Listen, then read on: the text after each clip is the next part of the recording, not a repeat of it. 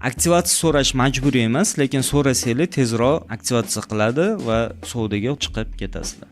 Aktivatsiya taxminan 1 kunning ichida bo'ladi, botga yuborib qo'yganimizdan keyin esa biz agar kartochkalarimizni yaratgan bo'lsak, bemalol time slotni ola olamiz. Time sloti bo'yicha ham keyingi video darsida aytib o'taman. Do'kon yaratishimiz kerak. Buning uchun do'kon yaratish tugmasini bosamiz va do'konimizga nom o'ylab topishimiz kerak. Nima sotmoqchimiz? Biz qurilish materiallarini sotamiz va asosan lampochkalar sotamiz. Shu uchun do'konimiz nomini ham shunga moslashib qo'yamiz. Masalan, formuladim. Endi esa bu yerda saytni davom ettirib ketish kerak. Xuddi shu Farhod Nur probelsiz yozib o'tiladi. Ya'ni ertaga to'g'rimi-to'g'ri shu havolani yozilsa, bizni Uzun Marketdek do'konimiz havolasiga kirib ketadi. Endi esa mana bu joyga e'tibor beramiz, ya'ni do'konning qisqacha nomi. Do'konning nomini doimiy holda keyinchalik savdo qilayotgan paytingizda ham o'zgartirishingiz mumkin, lekin do'konning qisqacha nomini bir marta yoziladi, keyinchalik o'zgartirib bo'lmaydi. Shu uchun bir marta yozasizlar,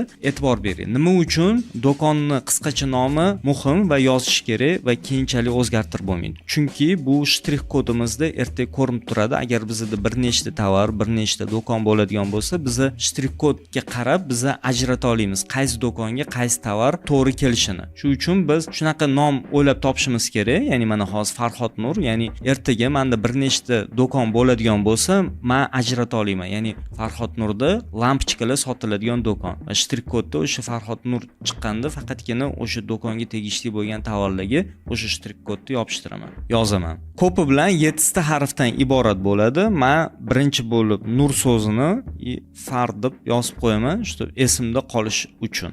Va eng oxirida do'kon tavsifini kiritamiz. Rus tilida va o'zbek tilida. Bizda mijozlar yoki rus tilida gapiradi yoki o'zbek tilida. Shu uchun albatta ikkita tilda bo'lish kerak. Do'kon tavsifida shu bizning do'konimizda qanaqa tovarlar sotilishi, agar imkon bo'lsa o'zimiz korxonamiz qayerda ishlab chiqarilishini ham qisqa qilib aytsak, bizda mijozlar erta yanada loyalni bo'ladi. Tavsifini yozish uchun bizga albatta ChatGPT yordam beradi. Men hozir rus tilida va o'zbek tilida tayyorlab qo'ydim. Ya'ni bu yerda aytdim, rus tilida va o'zbek tilida